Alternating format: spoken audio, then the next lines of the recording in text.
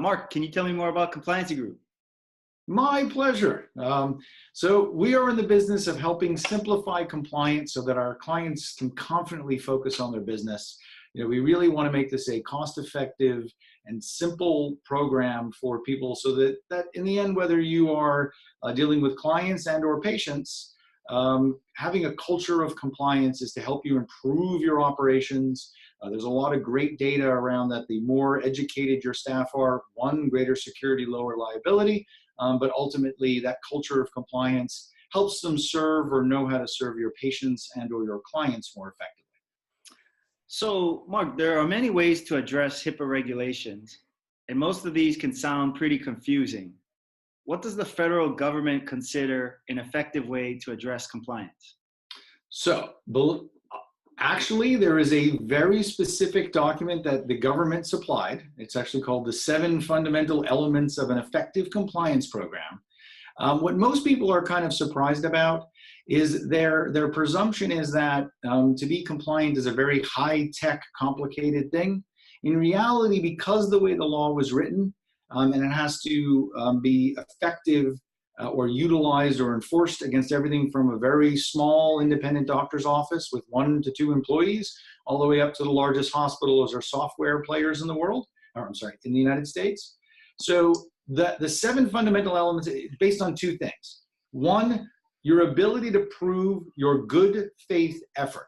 The government did not expect you to be bulletproof. They did not expect you to have the latest and greatest in technology, because that could be burdensome to a small organization. But they did mandate you had to be able to answer to 7 things. 1, is it in writing? 2, is there somebody at the organization, they do not have to be a known compliance expert, but is going to represent the protecting of the information. It's the best way to look at it.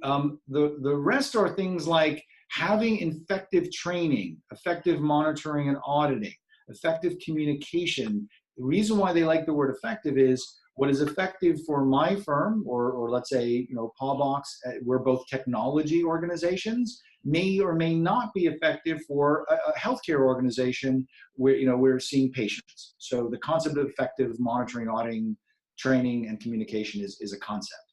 The last 2 R's, there must be clear disciplinary guidelines. The government wants to know that your staff understand if they violate this, this could cost them their job, right?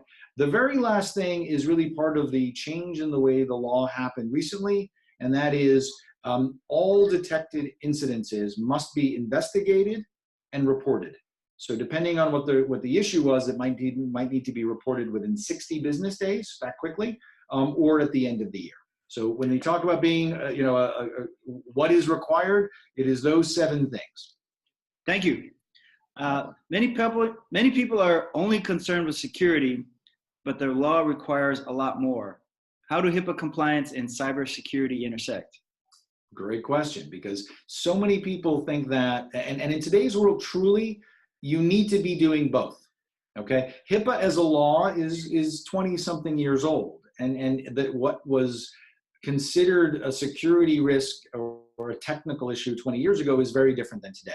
So the best way to look at it is you can put all of the greatest technology in, think of virus protection, malware protection, firewalls, etc., encryption on how, most critically, if you look at Pawbox, it is mandated that you encrypt or keep all exchange of information in a secure fashion.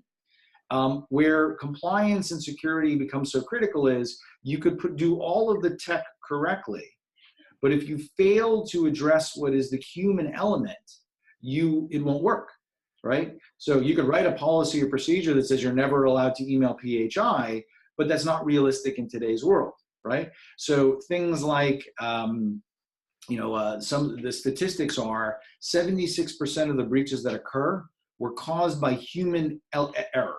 Okay, and if you look at, let's say, things like the growth of ransomware, 88% of ransomware attacks are perpetrated against a small and mid-sized healthcare practice. And unfortunately, all of the tech you have is not going to help you if the people that work with you either plugged in a USB that they found in a parking lot, okay? Or often, it's kind of cumbersome, so I turn something off because it's a little easier. Or like, for example, other things like sharing of, passwords. So the human element is controlled by compliance, and this, the technical components are controlled by security. Got it. Compliancy Group has been around since 2005. Why is HIPAA becoming so important now? Well, some of the items around security are really what's driving that. The unfortunate reality is malware and malware attacks, and the inability of and even with the best technology that still ransomware attacks come through, have really raised the awareness. If you think of, let's say, protected health information is 10 times more valuable than, for example, banking information.